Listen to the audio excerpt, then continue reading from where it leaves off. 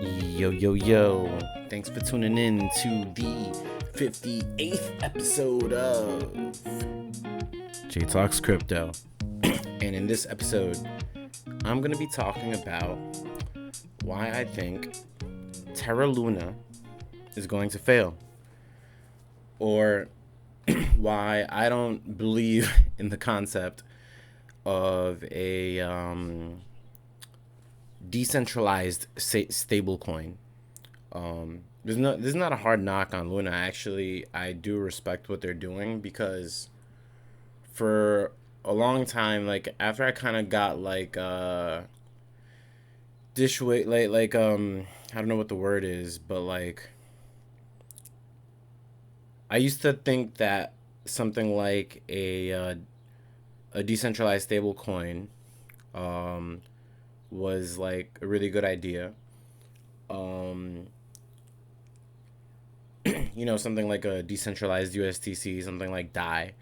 But in my opinion, they just always run into the exact same issue where it's you run into kind of like an oracle problem where see the thing is a decentralized algorithmic stablecoin is very ambitious and I imagine like on a code level it's very difficult to try to refer to something outside because it has an oracle problem. It's just like some person needs to input the data. So because the blockchain, the shitcoin, it doesn't know what the fuck is happening outside of its shitcoin boundaries. So you need like a person to transcribe it somehow. So that is like the problem that I think it's gonna run into. Now, I just think that with the decentralized stablecoin, the issue that it runs into is that it needs to maintain like a peg of like an arbitrary one for a system that's completely kind of like outside of it, and then it needs to maintain that peg for everybody because if you have um like USDC or if you have DAI, like you're not gonna want it if it's 90 cents on the dollar, because if you have like 1,000 of them and you get 90 cents on the dollar, you have $900 instead of $1,000. So what I think is actually more interesting, and like this is kind of like a carryover from like my shitcoin days. There was this project called Rye, and it was a whole bunch of people from the DAI project, which is on ETH, and they weren't a big fan of the centralization. And if you don't know what the problem with DAI is that most of it, like half of it, is like backed by other stable coins. So something like USDC or USDT, which is like centralized. So it's like, what's the point of it? So they made this protocol where it's like they used ETH as the collateral, and it's like it works off the same principle where it's like uh, rebalanced based over collateralization. You take your ETH and you can mint a couple of these other units called Rye, and what it's not like a token where you're trying to make money off of it. It's just a token that's trying to be stable. And that project, I actually did think it was interesting because it's maintained the peg. I think it's been around $3. But with something like that, you have more breathing room because at least it's like a decentralized like a if it's like a currency, like if you introduce it as like as a digital, I don't know, like see, this is the problem that you run into. Like you have to create something new. And that like is what I feel the exact issue is.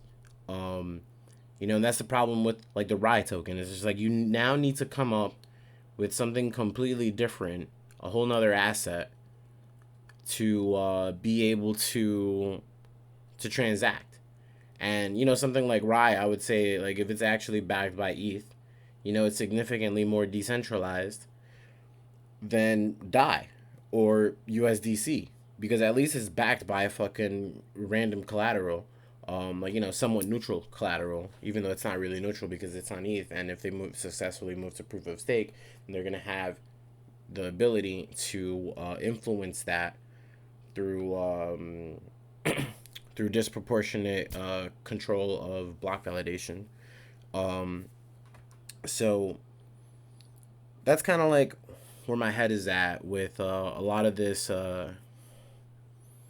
you know, decentralized stablecoins. I think something like, you know, like a Human Rights Foundation (HRF) has like a bounty out for like some sort of Bitcoin wallet to introduce like some sort of slider kind of thing.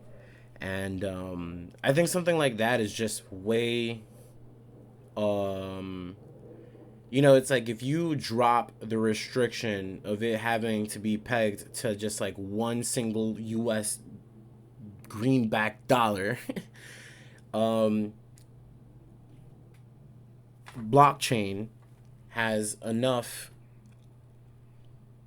like the technology is probably good enough to maintain a fucking unit with like a 5% up and down peg, you know. And I think that that's an acceptable trade-off, um because I mean, I don't know, like like, you know, it's like the way that I look at it, it's you introduce something like that maybe as a different, this is the thing, man, gotta introduce another unit.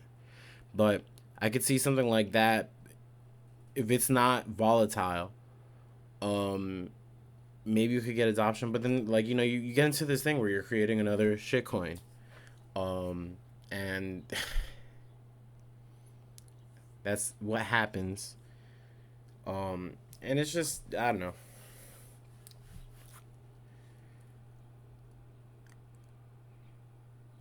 I don't know. It's like I don't see it eventually. I know this video was like supposed to be a lot about Terra, but um it's just a lot of this shit is very, very complicated. And I feel that it's going to be very difficult unless BTC does like dramatically outpace, um like the US dollar value, where it's just like it would have to be like 20 to 1 or some shit like that for it to be okay. Um Maybe that's what they're trying to do, but I don't know. Um that's the only real way that I can picture something like a decentralized, over collateralized stablecoin where you have like maybe Bitcoin as an asset or like gold or something, and then you issue a couple of like tokens, and it's supposedly redeemable for Bitcoin. But you would need to have the Bitcoin, like, I'm thinking for something like Terra, it's like they would need to sit on it for like at least 2 3 halvings for it to be stable enough for them to not get wrecked. Um, I don't know if that's gonna happen, but it's interesting. I'll give it that. You know, that's one of the things that I think a lot of maximalists miss out, is that a lot of this technology is interesting. Something like let's say it does happen, like another stable coin kind of like comes out. Um, Ideally, I would want something like that to be born on Bitcoin Rails. You know, hopefully using the Taro update, because if you do get something like that comes out, like a completely decentralized stable coin, then, you know, you can probably use that to mitigate some of Bitcoin's volatility, and still be like, you know, just like have control of your wealth, so to speak. As long as it maintains the peg. But that's, you know, Odell says this. Sats are my stable coin. And that's where I'm at too. Anyway, this video is getting kind of long, kind of ranty, but I wanted to make a kind of like some, I don't know, just put some thoughts out there on the Terra Luna USD shit without just completely shitting on it and dismissing it. Anyway, this is J Talks Crypto. Don't forget to like, comment, subscribe. Thanks for tuning in. I'm signing off.